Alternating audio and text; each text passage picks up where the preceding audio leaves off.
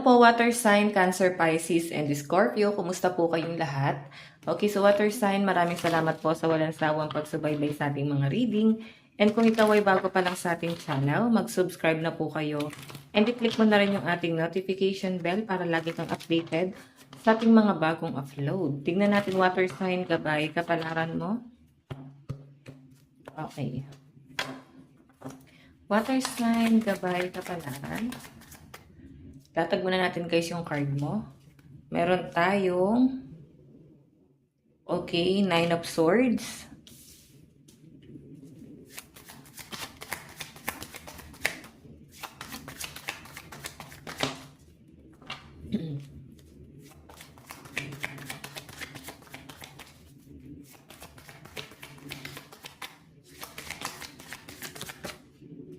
Meron tayong 8 of Wands.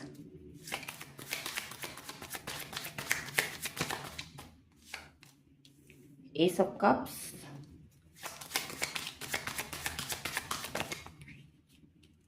Okay.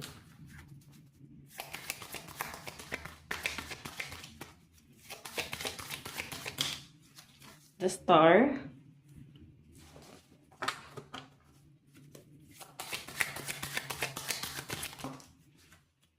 And King of Cups. Okay. Bottom of the deck, 9 of Wands. May nakikita ako sa mga water sign dito, pasuko na pero lumalaban pa rin. No, nandun kayo sa point na parang wala kayong karapatan na sumuko kahit sa totoo lang napapagod na kayo. May nasasagap ako sa mga water sign na hihirapan kayo na makuha yung mga bagay na gusto mo.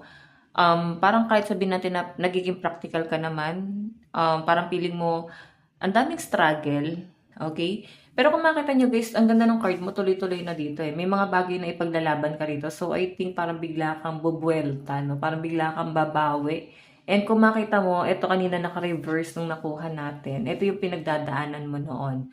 So tulungan mo yung sarili mo kasi pabago-bago yung isip mo. Minsan malungkot ka, minsan parang masaya ka naman. So water sign, nakikita ko parang dala na rin siguro ng stress. Okay, kung magpapatuloy ka rito, ang ganda-ganda na ng mga paparating dito. And lalo na the star na dito, tapos king of coins. May nakikita ko water sign na pwedeng meron tumulong sa'yo, lalo na sa yung finances. Okay? And the star, ang taas ng ambisyon ng mga water sign. And wala namang duda talaga na maaaring makuha mo yung bagay na yan. Kailangan mo lang din tulungan mo na yung sarili mo. Huwag ka masyadong ma-stuck sa mga negative. Isipin mo muna kung ano yung kaya mong gawin ngayon at bukas. Huwag ka mag-alala, may magagabay sa'yo. Si King of Coins. Parang kailangan mo lang din siguro makipag-collaboration sa taong to or makipagtulungan. Parang ganito guys, no? Parang kailangan mo lang din ibigay yung gusto niya. Parang hihingan ka ng pabor nitong taong to eh. Yun nga lang, since dito yung 9 of Wands, medyo stress, no? Hindi mo siguro gusto yung hinihingi niyang pabor. Or pwedeng pag-iisipan mo to. Okay, tingnan pa natin.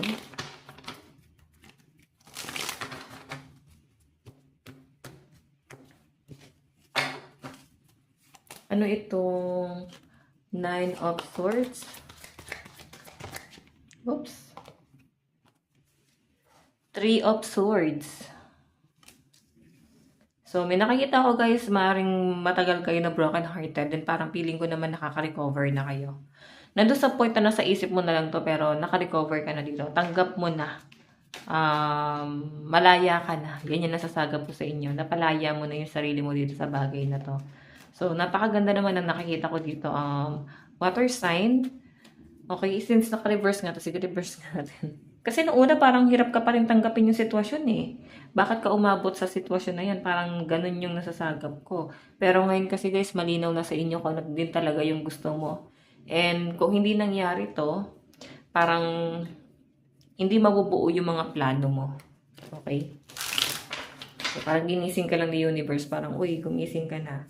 Parang kailangan mo ng kailangan mo ng may gawin. Okay, ano tong Wands? Okay. 8 of Wands. Meron tayong Seven of Swords. Focus. May mga kinakat kayo.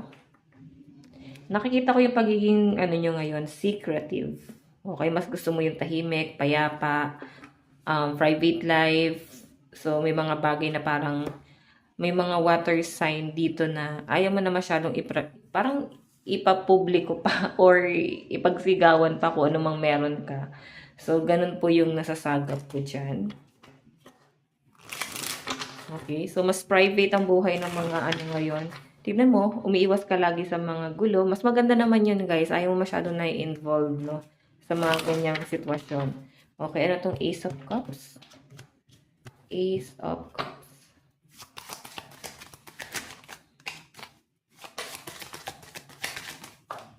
Okay, so meron tayong Page of Wands. Okay. Meron kang bagong sisimulan, pero nakikita ko guys, naiisip mo pa lang parang tinatamad ka ng gawin. Hindi mo pinaghahandaan mo pa lang to, parang sinasabi mo sa sarili mo, gusto ko ba talaga to? Sure ba talaga ako dito? So, yun yung nasasagap ko dyan, water sign. So, pag-isipan mo munang mabuti, mamaya nabibigla ka lang sa mga decision mo or bali sa emosyon mo. Okay, ano ba tong the Star? Okay, meron tayong Seven of Wands. Naku, merong isang tao dito na gusto kong ipaglaban, water sign. Hindi ka kinakausap nitong taong to, pwedeng blinak ka nito, pero sa nakikita ko, mahal ka lang nito. Medyo nagpapahabol lang siya. Water sign. Okay. Yun yung energy na saga. Pwede, possible nga na baka ini-stalk ka pa nito eh. Okay, pangarap ka pa rin niya, tulad ng dati, kung paano kanya iniwan. Ganun pa rin yung nararamdaman niya sa inyo, okay? So, hindi ka habulin ito kasi gusto niya ikaw yung maghabol sa kanya. Tignan natin na itong King of Coins. King of Coins.